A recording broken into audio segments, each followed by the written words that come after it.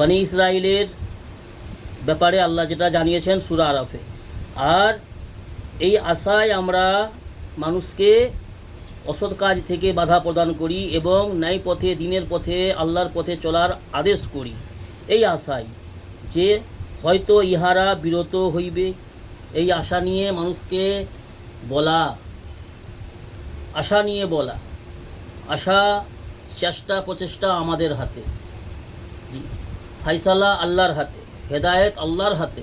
কিন্তু আমাদেরকে যে দায়িত্ব দেওয়া হয়েছে সেই দায়িত্ব পালন করতে হবে। শুধুমাত্র অন্তরের মধ্যে একটা আশা রাখা যে হয়তো এই মানুষদের মধ্যে আল্লাহ চাইতো কেউ না কেউ বিরত থাকিবে, অন্যায় থেকে বিরত থাকিবে। সেহেতু এই আশা নিয়েই মানুষকে বলি আমরা। এবং শনিবার দিন মাছ শিকার করা ছাড়িয়া দেবে, হয়তো এই জন্যই আমরা মানুষকে বিরত রাখি অন্যায় পথ থেকে, এই আশা নিয়া যে হয়তো এরা অন্যায় কাজ থেকে বিরত থাকিবে এবং শনিবার দিন মাছ শিকার ছাড়িয়া দেবে। অতঃপর যখন তাহারা এই হুকুমকে অমান্য করিল, যেই হুকুম সম্পর্কে তাহাদিগকে আমল করার উপদেশ দেওয়া হইল, যেই সমস্ত বিষয়ে আমল করার উপদেশ দেওয়া হয়েছিল, তারা এই সমস্ত বিষয়কে, এই সমস্ত উপদেশকে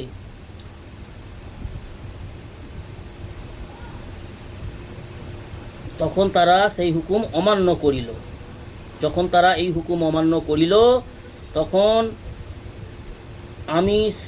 আমি সেই সকল লোকেদেরকে তো বাঁচাইয়া লইলাম, অর্থাৎ আল্লাহ বলছে, আমি সেই সমস্ত লোকেদেরকে তো বাঁচাইয়া লইলাম যারা নিজেরা অসৎ কাজ, অন্যায় কাজ, অপরাধের কাজ থেকে বিরত থাকতো এবং অন্যদেরকেও আদেশ করিত। তাদেরকে আল্লাহ বলছেন আমি তাদেরকে বাঁচাইয়া লইলাম।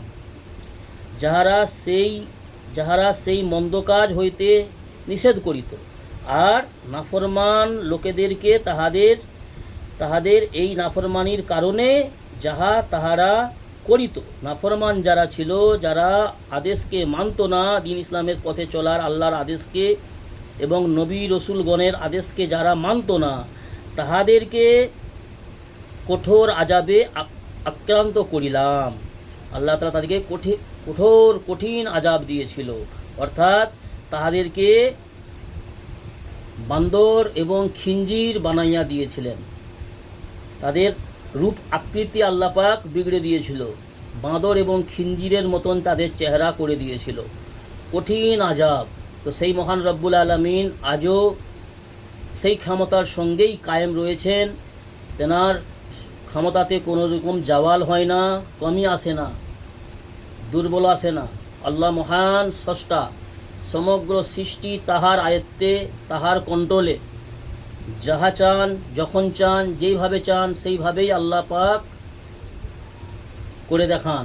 অর্থাৎ তেনার বিরুদ্ধে কেউ মুখ খোলার ক্ষমতা রাখে না। তার বিরুদ্ধে, সেই মহান স্রষ্টার বিরুদ্ধে কারো কৌশল চলিবে না। অর্থাৎ সেই মহান রব্বুল আলামিনের নাফরমানি আমাদের করলে হবে না। নিজ নিজ আখিরাতের ফিকির করতে হবে। অর্থর নেশায়, দুনিয়া বানানোর লোভে লালসাতে, দুনিয়ার মালদার হওয়ার লোভ লালসা অন্তর থেকে পরিত্যাগ করিয়া প্রয়োজন মতন দুনিয়ার অর্থ সম্পদ উপার্জন করতে হবে। দুনিয়ার যেহেতু সংসার আল্লাহ দিয়েছে এবং সংসার জীবনযাপন করার জন্য সমস্ত বিষয় বলে দিয়েছেন।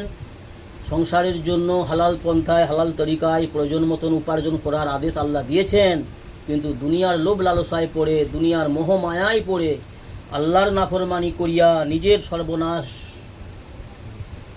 টেনে নিয়ে আসা, নিজের সর্বনাশ চাওয়া, এটার থেকে আল্লাহ বিরত থাকতে বলেছেন। আমাদেরকে এইগুলো বুঝতে হবে এবং সেই মোতাবিক আমল করতে হবে। আল্লাহ আমাদের সহি বুঝ দান করুন। আল্লাহুম্মা আমিন।